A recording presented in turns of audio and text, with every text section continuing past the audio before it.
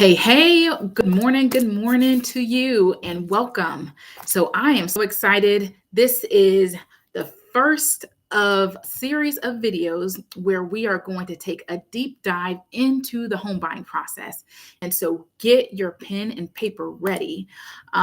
This process is going to contain 7 videos to walk you step by step through the home buying process so that way you can unlock the door to your new home sweet home. So in this first video, we are going to cover step number 1. It's a very important step that you do not want to skip. So this will cover the criteria for what you are looking for your home. It will tackle a little bit into the budget part of finding your home, and we will talk about the critical questions that you need to ask yourself before you even think about moving forward. So let's go ahead and dive right in. And if you have any questions or comments, feel free to jot them in the chat below. Also, like and subscribe so that way you can be notified every single time that a series step is released. All right. So I know that the home buying process, it can feel overwhelming. It can feel scary. You might feel nervous. And I want to let you know that it is totally normal to feel all of those different emotions as you're thinking about buying your very first home. But I can tell you that when you have the keys in your hands, it is the most rewarding, the most exciting, and humbling feeling that you have felt probably in years. So that's one of the things that I truly love about working with first-time home buyers is, for me, it is such a rewarding process to see the smile on their faces, the tears coming down their eyes as they are signing their closing documents, and then they get the keys in their hands. Okay, so step number 1, I want to keep this series short and sweet because it's already a lot of information. It's a very simple process, but there's a lot of complexities that come in to play when you're buying a home, which can make you feel nervous and overwhelming. I just want you to remember to breathe throughout the whole entire process. All right, so let me pull up my information so that we can dive right in to the home buying process. Okay, so step number 1, we are going to talk about the criteria for your home. And I had it up. Now I'm just missing it. Okay, 1 second while I get it pulled up. I have too many tabs open on my computer because I'm always doing, it feels like a million things at once.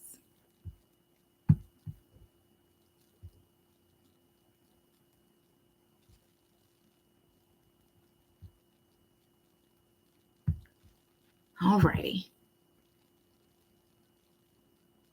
So step number 1 is to develop a criteria for your home. What exactly are you looking for? And this question about the criteria will actually be expanded on when we go into those critical questions that you need to ask yourself before moving forward.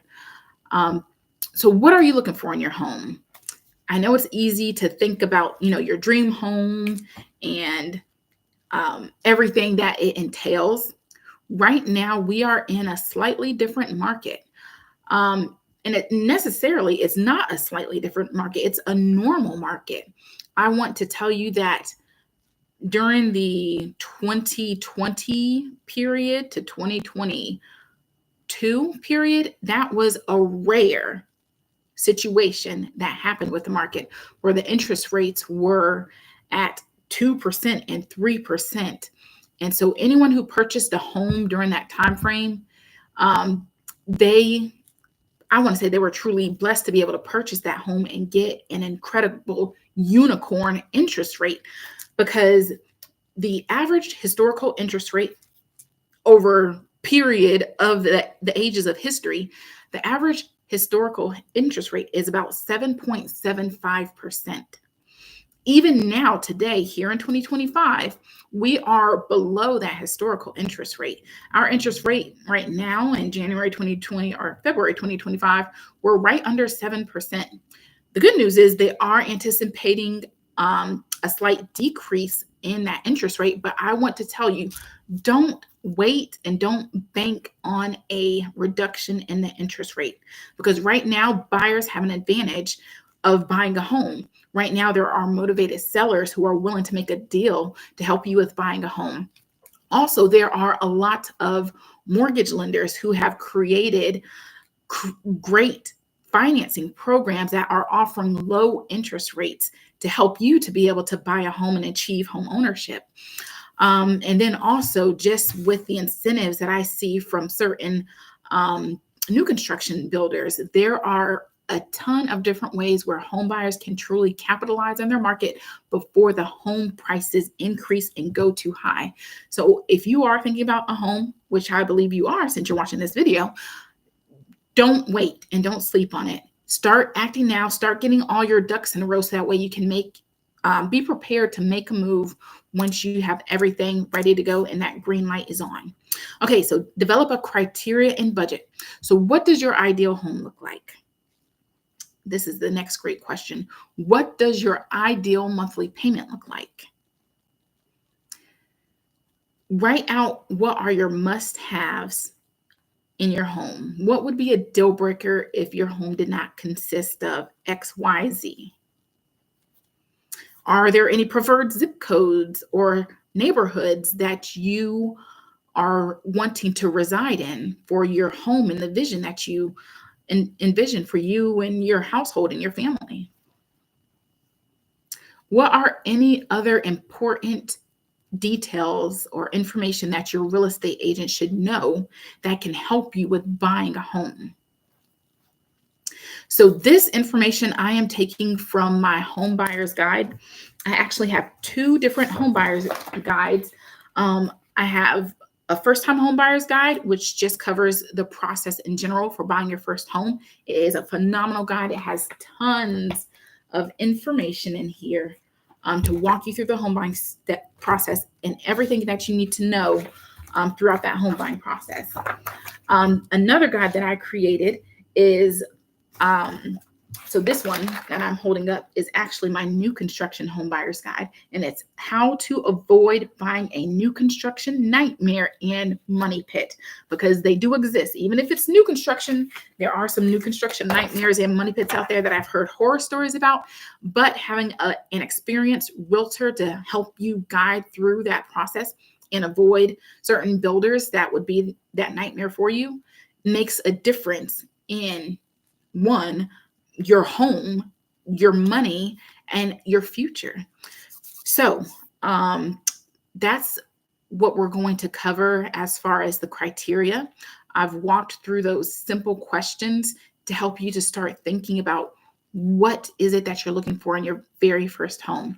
But the 15 questions that we're going to cover shortly, it dives deeper into this criteria. Okay. So budget. Now in my home buyer guide, I also have a breakdown of how you can create a realistic mortgage payment using the 28% rule. And so if you guys want a copy of any one of these guides, the first time home buyer guide or the first time new construction home buyer guide, reach out to me, DM me, email me, and I will be sure to get you a copy so that way you have all the information that you need to help you through that process. And anyone who works with me automatically gets a copy of my guides as well. So creating a realistic budget. Let's stop for a minute and think about what can you afford versus what you can buy. So many times you might be making a great income or salary that will allow you to get approved for a significant home purchase price. And sometimes it's not necessarily the income and salary, but also the debt that you have or that you don't have. When a mortgage lender is looking at how much home you can purchase, they're looking at your income versus your debt. And that difference between there will be that cushion for how much home you can purchase for your monthly payment. So that's why I say, let's talk about what you can afford versus what you can buy. Yes, you might be able to be approved for $700,000, but maybe you don't want that monthly payment for a $700,000 house. Maybe you want to stay around the $500,000 house because that payment is more doable and you can see yourself comfortably paying that each month without the extra stress. And maybe you want to set aside any extra money for trips or home updates or investing in your future and into your retirement. All right, so a good budget friendly rule of thumb when it comes to calculating a crisis proof mortgage payment is that your mortgage payment should not exceed 28% to 31% of your gross monthly income. So you're going to look at your gross monthly income, what you are bringing in every single month, what goes into your bank account every single month, and you're going to take 28% of that up to 31% of that. And that will be a sweet spot for what your mortgage payment should be if you want to just live comfortably and not have any extra stress. So that means your monthly income multiplied by 28%, and that will equal your monthly payment minimum for your mortgage. And then you'll do it again. Your monthly income multiplied by 0.31, and that will equal your monthly mortgage payment maximum. And so if you need help with calculating this, reach out to me and I'll be more than happy to help you with that. So that way you can have an idea, like what is that sweet spot that you want to be in. What a lot of my home buyers do is they say, okay, I'm paying this in rent. I'm comfortable paying this in rent, but I'm willing to stretch it a little bit more for my home that I will own. But they still are, they still analyze their finances and make sure that even though you're pushing it up a little bit more, is that still going to be realistic, doable, and comfortable for you every single month? Okay, so we done talked about the criteria. We've talked about the budget, and now we're going to dive into the deep questions that you should consider. And so I am not going to go through all of these. If you want all of the questions, reach out to me so that way you can get my guide and you can have access to the questions that you truly need to ask yourself before you move any further beyond step one. But this is a great question. So forever home or starter home? That's question number one. Is this first home going to be your forever home, or is it just a starter home? Right now, many home buyers are in the place where, because of the market, because of the home prices that have increased, and because of the interest rates, the current interest rate, they are looking at their first home as a starter home, just their initial foot in the door to building wealth and to creating their legacy. And from that starter home, the great benefit of becoming a homeowner is that year on year, especially here in the Charlotte region, the home price of your home increases on average 3.4%. So I am not going to be 100% accurate with this example calculation, but on average, say for example, you purchase a home at $500,000. And it increases the next year 3.4%. So it increases to 525,000, and then it increases another 3.4%, and so it increases to 350,000. I apologize, I messed up my numbers. So from 500,000 to 525 the next year to 550 the next year. So you purchased that home at 500,000, and with the increase each year, now your home is worth 550,000. So now you have about $50,000 that goes back to your wealth, goes back to being able to use that money to purchase your forever home. You set home number two or an investment property. But as you own a home, you're pretty much allowing your home to be a bank for you. And so your home starts building equity and the home price increases. So when you sell that home, you're getting cash back in your pocket. Versus when you're renting, every single year you're renting, your rent is going up, but you're not getting anything back for it. Your landlord is not going to give you $50,000 back once you terminate your lease and you move. You get nothing for renting and moving on to the next place. But when you own a home and you purchase it in an area that has great appreciation year after year, at least you're getting something back for your investment that you put into the home. All right, so right now, a lot of home buyers, they're at, okay, this is going to be my starter home. And then from here, I'm going to live in it for 2 to 5 years, 10 years, and then I'll buy my forever home. And so for the appreciation, they'll be able to take that lump sum of money that they've earned and use that towards purchasing house number 2. Okay, so let's see, what is a good question that you guys should consider? So this is a good one. Are you open to doing any home improvements? So if this is going to be a starter home, maybe you're open to doing home improvements. And it doesn't have to be a full renovation, but maybe a home, the paint is dated or it has wallpaper, but everything else is nice and move-in ready. So a home improvement would be just taking down the wallpaper and giving it a fresh coat of paint. And even that can increase your value and price of your home within just a few years. Just a fresh coat of paint, buyers would be willing to pay more for that house than if it just had old, outdated wallpaper. Even the floors, if you buy a home that has carpet, and you can tell the carpet is old and dated, but it's still livable. Whenever you're ready to sell your home, or even while you're living in the home, you can remove that carpet, put in nice new LVP laminate vinyl plank flooring, luxury vinyl plank flooring, and that can increase the price point of your home as well. So are you open to doing any home improvements? And do you have the budget for that? Going back to that budget question. So budget, when you're thinking about budget, you're not only looking at your monthly payment, but you're also looking at how much money do you have set aside, or how much money are you able to use towards any home improvements, towards any repairs for your home when you purchase it. All right. Let's see, what's another one? Well, this is a great question to consider, a critical question to consider. So how will the mortgage get paid if there is a reduction in income? That is a great question, especially with everything that's going on in the world. You never know what's going to happen. So if there is a reduction in income, how will the mortgage get paid? That's a critical question that you do need to think about as you're preparing for homeownership.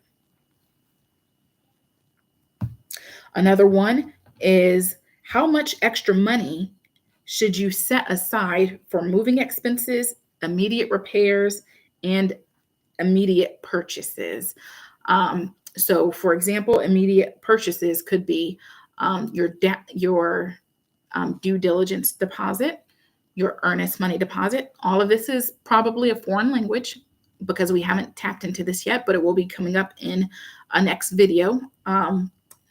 In one of the steps coming up, your home inspection, your appraisal, immediate repairs might be maybe the shower head isn't functioning properly, so you need to change out the shower head.